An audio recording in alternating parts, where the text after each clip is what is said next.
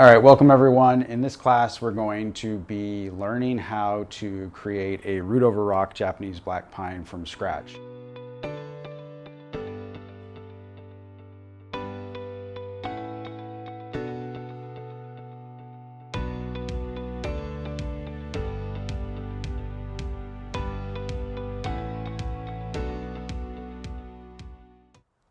All right, so here we go with attaching a black pine to this stone.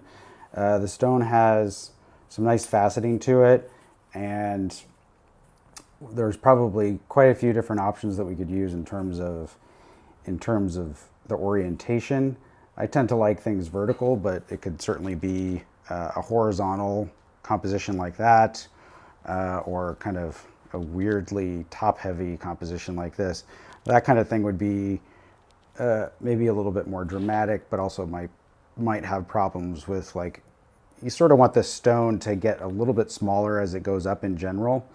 I don't like the fact that this edge is perfectly straight, so I'm probably going to try to hide that somehow with the finished part of the composition. All right, so let's look at the tree. This tree was grown in a 3x9 Anderson tree band, and you can see there was some pumice in this area, so when I pulled it out, all that pumice fell out into this tray. We've got some nice fresh feeder roots here, and the majority of the feeder roots are concentrated down here in the bottom, where there is some cocoa coir mixed in with some perlite, which retains a little bit more nutrient than the pumice, and that's what causes the roots to just sort of run down and then hang out here. So in order to get this over the stone, I could, if I can sort of think of a way to do it, and I've got the roots kind of divided properly, I could just kind of try to shove the stone into a hole, so to speak. But I might also have to tease apart the roots, and I have to think about the sort of artistic decisions about, like, how do I want the roots to flow over the stone. So let's start with that. I have to actually make a decision. Now, as you guys probably know, a lot of bonsai decisions are not permanent, and you can always come back and sort of revise things and change things later. But as I look at this stone, there's something about this face that I really like, and I don't like this edge, but I do like this edge.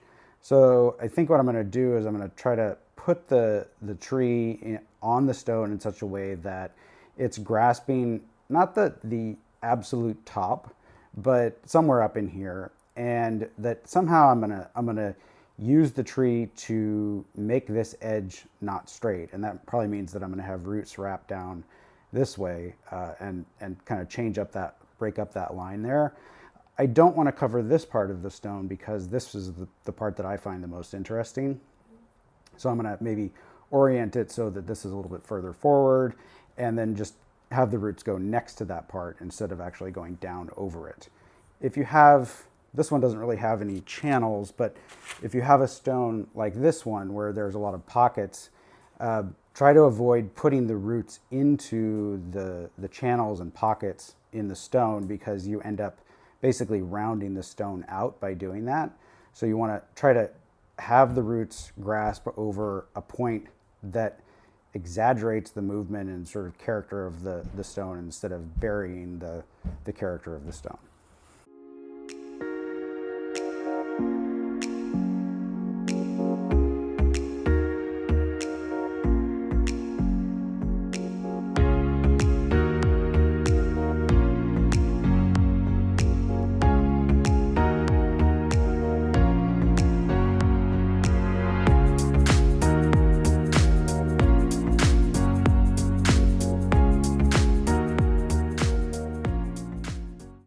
All right, so I'm going to kind of call that my baseline composition. And maybe the tree is going to be at this angle, maybe it's going to be at that angle, somewhere in there. The stone can be tipped back or forward. It can kind of, because you can reorient and move the top of the tree, which ultimately you want coming towards you a little bit. You can change the angle of the stone later as it suits the growth of the tree. So in order to actually attach this and get what we want, what we're working towards, is that the roots will become more woody, which means that they're going to be stiffer, and we want to make sure that they're grasping the rock really firmly. And then after they create enough wood, they won't push themselves away anymore, and the roots will start to conform really nicely to the texture of the rock, and then ultimately they'll grab onto the rock so the two don't separate once the tree is a little bit older. I like to use raffia when I'm attaching the trees to the stones. The reason for that is I could use any variety of plastic kind of rope or something like that. But with raffia, it'll last long enough for me to get the tree into a container, but then it'll almost immediately start rotting away. So maybe just 3-4 months later, I'm not going to have to worry about it. Whereas if you put something plastic in there, the roots can grow over the outside, and then you get little bits of plastic embedded in your composition, which can be difficult to get out, really sort of frustrating. So in order to train the roots where I want them, I'm going to kind of wiggle these guys over this way a little bit so they're not blocking that part of the stone. And then I'm going to start wrapping this around the stone. And in the first, so I've tied 2 pieces together here, and I'm going to kind of give myself an anchor point by creating a knot here to attach the tree. The raffia is dry, but you can also use wet raffia if you find it easier to work with. Depending on the shape of your stone, you can have a hard time tying things on with just raffia. You can also use muck to kind of provide a sticky surface. Muck is usually a mixture of some sort of clay, akadama, dust, and a little bit of sphagnum, but you can even just use clay. So once I've got the kind of baseline here, now on the back, I've got a nice big root here, and you need to make sure that you have roots on at least 2 sides of the rock. But I've also got this other root here, which I need to kind of pull down. We want to make sure that at all points, starting from here downward, that the major roots are in as firm a contact with the stone as we can get them. So I'm kind of pulling this gently, not super tight because I don't want to constrict the roots too much. And I'm wrapping it around the rock, going down here with one side going one direction. And now with the other end that I had from the knot, I'm going to make another knot just to tie this part off.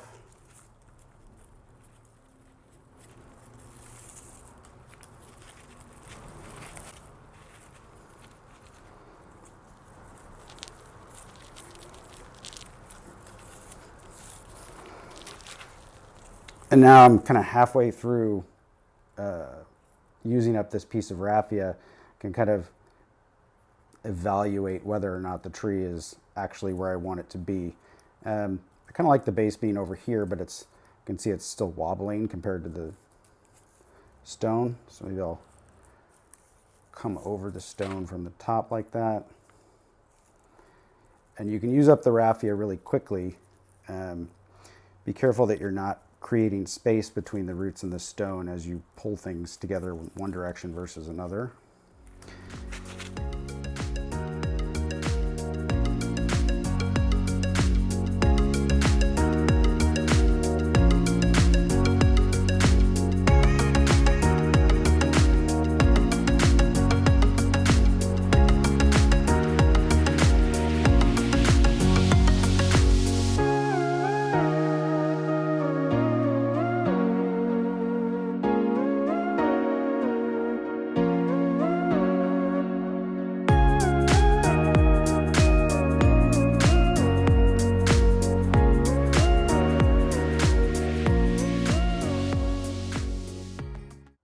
Once we get it to this point, I've got the roots pretty much firmly attached to the stone using the raffia. I've pushed some of the roots to make sure that they don't end up being straight. Any one of these roots, like, so sometimes after you do this, you're assuming that the large roots will remain the largest. But in some cases, a small root from up here will just sort of run straight down through the pot and start to take over from the roots that you have down here. So keep in mind that any root that's straight is potentially going to have to either be eliminated or wired or moved later. But kind of view it from a number of different angles. Make sure that you kind of like what the roots look like on the back side, in case ultimately that ends up becoming the front. Give yourself a few different options. All right, so the next step, we're going to go ahead and wire this trunk. You want to, when you're creating the composition, you don't want to allow the main interest of the composition, which will ultimately be here around the stone, to be completely separate from the green part of the composition, the tree's foliage.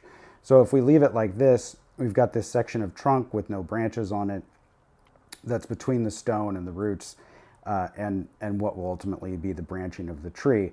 That's going to make the composition taller, and it's also going to kind of separate the two things. So I can just hold my hand there, and basically you've got a stone here and a tree here. We want to incorporate the two together. So I'm going to put a wire on here to bend the trunk down and position some of these buds a lot closer to the roots and a lot closer to the stone.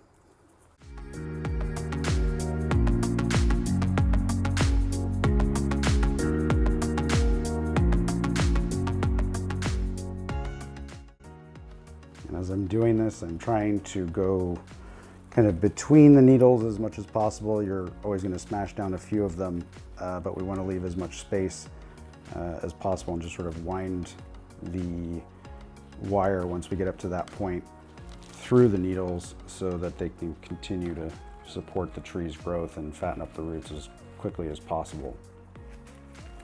All right, so from technical to artistic, what we have to decide now is ultimately what is the tree going to look like. So maybe the front of it has this part coming forward a little bit, and the roots are kind of wrapping around the back there.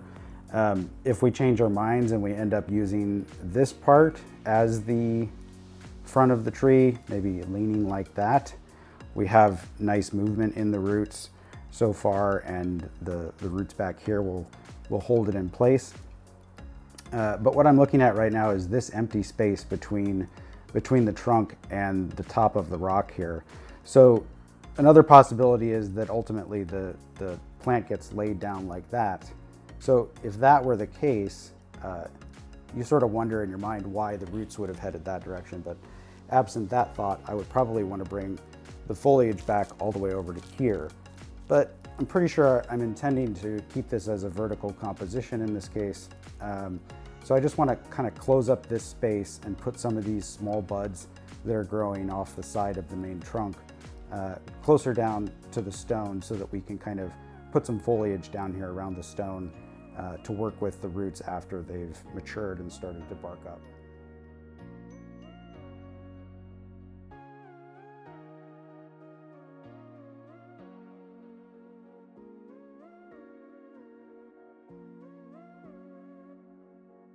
You know, from this front, I don't really like this space right here, and that turn might be a little too tight depending on how big we're going to let the trunk get. It could cause swelling in this area. If we're going to go back to my original front, which was something like this, now the tree's kind of headed away from you, but keep in mind that we're going to be growing this out, and this could end up being the top, which could come back towards you depending on the orientation of the stone this way. What this does though is with the roots starting down on this corner, coming up across the rock like this, and then the trunk heading back that direction, it gives us that nice movement that we don't get from the straight side of the stone from that view. If we come back here and we decided that we were going to use this as the front, there's a lot of good movement. Maybe the tree is coming a little bit too far towards us right now, so ultimately maybe it would have to be tipped back like that. But I'm going to rebend this because this part I could add a little bit more movement, and this part I could maybe just open up this bend a little bit.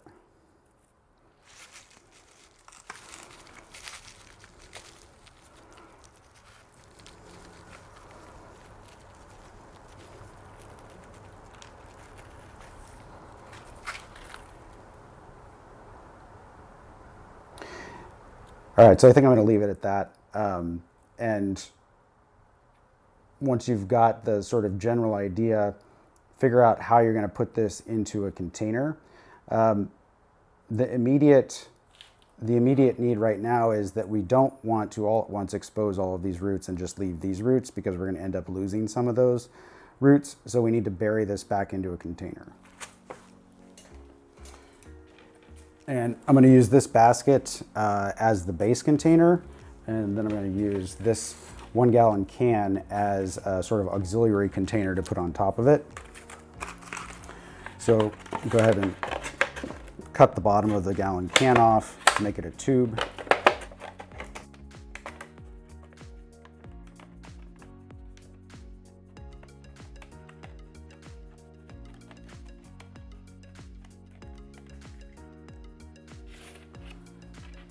All right, and it's tempting because we know we always want the roots to kind of flare out and the base to be bigger, to put this like this. But in this case, my base container, it won't fit in there. And the other thing is that as you're putting the soil in, the pressure from the soil will actually cause this to rise if it's in this orientation. So we actually want to put it in more like this, and that'll help it stay in place a little bit better. I'm also going to add some wires to join the two together.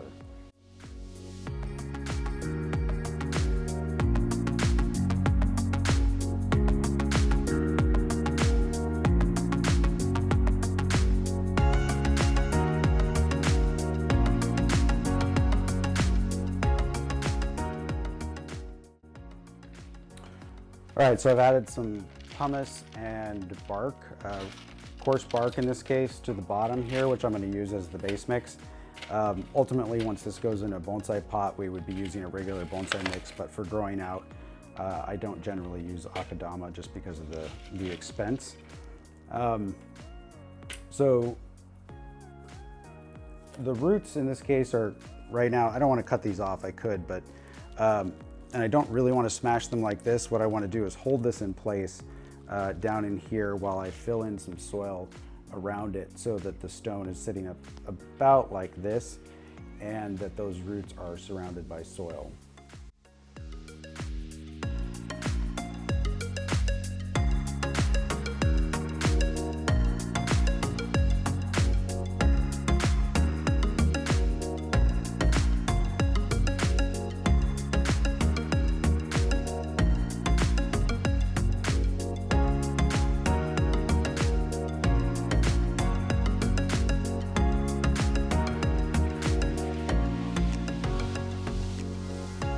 I anchored the top container to the bottom container with 3 pieces of wire, and I filled up the bottom with the base soil. Then I actually reused the soil that was in the Anderson tree band to go around the stone and the tree.